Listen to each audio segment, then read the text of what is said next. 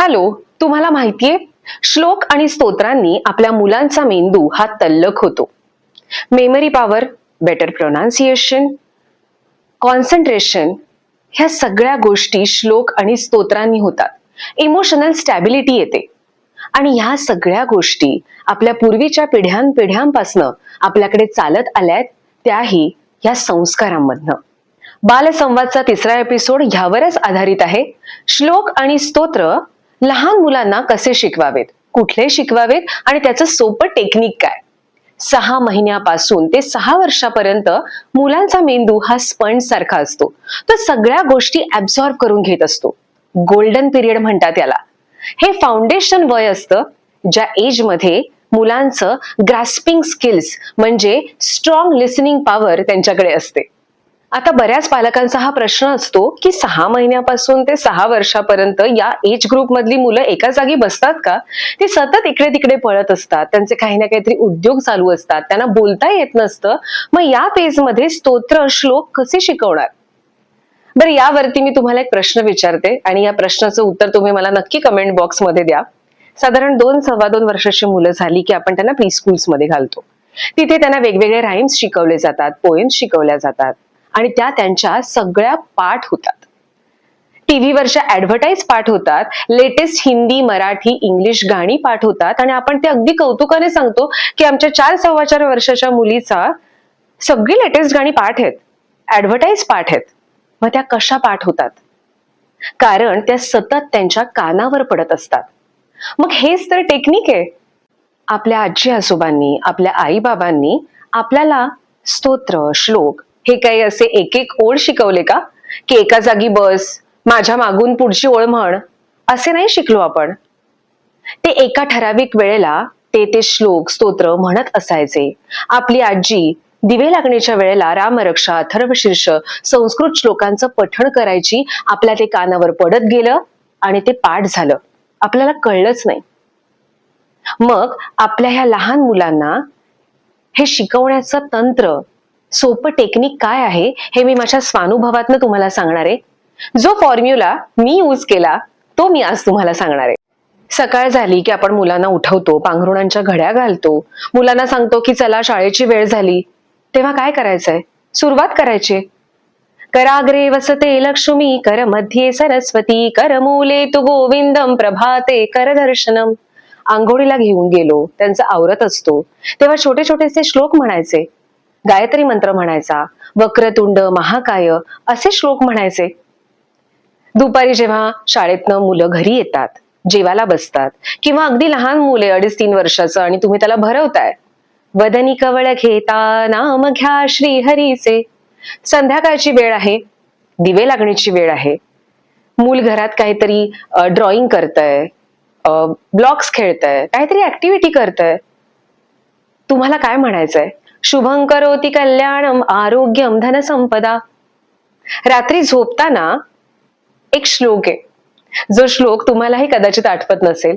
हा आजीने शिकवलाय आमच्या. आणि माझी आजी हा श्लोक आम्हाला कसा शिकवायची? आम्ही सगळेजण झोपायचो आणि आजी हा श्लोक म्हणायची, पडपड कुडी धरणीवरी, गंगा भागीरथीच्या तीरी, गया गमन प्रयागी मरण, काशी विश्वेश्वरा नित्य तुझे स्मरण. तुम्हाला 7, 14, 21 या दिवसांचा फॉर्म्युला माहिती असेल ना? की एखादी गोष्ट तुम्ही सलग 7 दिवस, 14 दिवस, 21 दिवस केलीत की तुमच्या लाईफस्टाईलचा तो पार्ट होऊन जातो. मग तुम्हाला हेच करायचंय, सातत्यता, कन्सिस्टन्सी. आज मी तुम्हाला सगळ्या पालकांना सांगेन की सलग 21 दिवस तुम्ही कुठलाही साधा छोटासा श्लोक किंवा एखादं छान स्तोत्र तुम्ही मुलांना म्हणून दाखवा किंवा ऐकवा. त्यांचं 22व्या दिवशी ते पूर्ण पाठ झालेलं असणार आहे. कारण त्यांचं ग्रास्पिंगच तेवढं स्ट्रॉंग आहे. आणि हे सगळं करत असताना मुलांना हे असंच वाटलं पाहिजे की हा एक रुटीनचा भाग आहे आपल्या. जसं आपण रोज जेवतो, बाकीच्या गोष्टी रोज करतो, त्याच पद्धतीने आई वडील, आजी आजोबा, घरातली कोणी मोठी मंडळी हे श्लोक म्हणत असतात.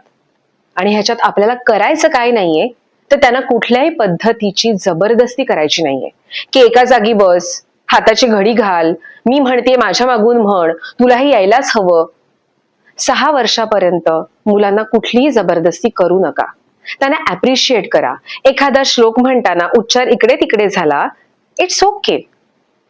जसं जसं तुम्ही हे कंटिन्यू करत राहाल, मग काही दिवसांनी तुम्ही असा एक छोटासा गेम घेऊ शकता की पिल्लू, मी आता हा श्लोक म्हणतेय, त्याच्या पुढची ओळ तू म्हणायचीस. अशा ग्रुप ऍक्टिव्हिटीज मधनं मुलं छान पद्धतीने शिकू शकतात. फॅमिलीने संकष्टी चतुर्थीच्या दिवशी एकत्र येऊन अथर्व शीर्ष म्हणावं.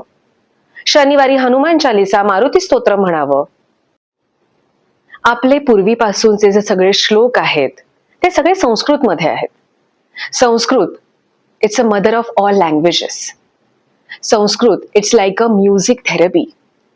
आपले श्लोक, आपले स्तोत्र जेव्हा आपण speech therapy, concentration, memory power या सगळ्या गोष्टींबद्दल बोलतो, तर आपले सगळे रूट्स, आपलं सगळं कल्चर ह्या सगळ्या श्लोक आणि स्तोत्रांमध्ये आहे.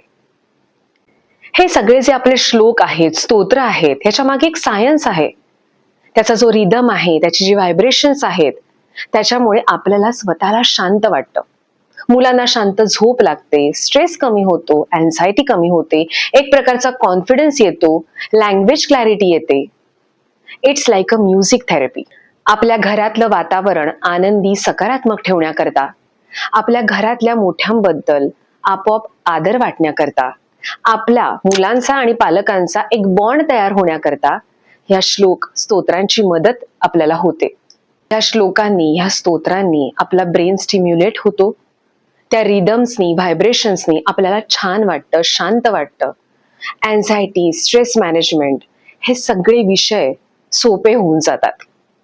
म्हणूनच लहान वयातच श्लोक आणि स्तोत्र ह्यांनी आपल्या मुलांचं फाउंडेशन स्ट्रॉंग करूया. बालसंवादचा 3रा एपिसोड आपल्या सगळ्यांना कसा वाटला मला नक्की सांगा. आणि या समर वेकेशन्स मध्ये मी 2री ते 8वी पर्यंतच्या मुलांसाठी रामरक्षा अँड होलिस्टिक डेव्हलपमेंट हा प्रोग्राम घेऊन आलीये. त्याचे डिटेल्स तुम्ही माझ्या पेजवर पाहू शकता आणि तुम्हाला काही शंका असतील तर मला कॉन्टॅक्ट करू शकता. हा एपिसोड लाईक करा, शेअर करा आणि मॅक्झिमम पालकांपर्यंत पोहोचवा. माइंडफुल मुवमेंट्स विथ जुईली या अंतर्गत मी बालसंवादाचे हे जे एपिसोड्स आपल्या सगळ्यांसमोर आणतीये ते तुम्हाला कसे वाटतात मला नक्की सांगा. आणि अजून कुठल्या विषयांवर तुम्हाला ऐकायला आवडेल तेही सांगा. थँक्यू.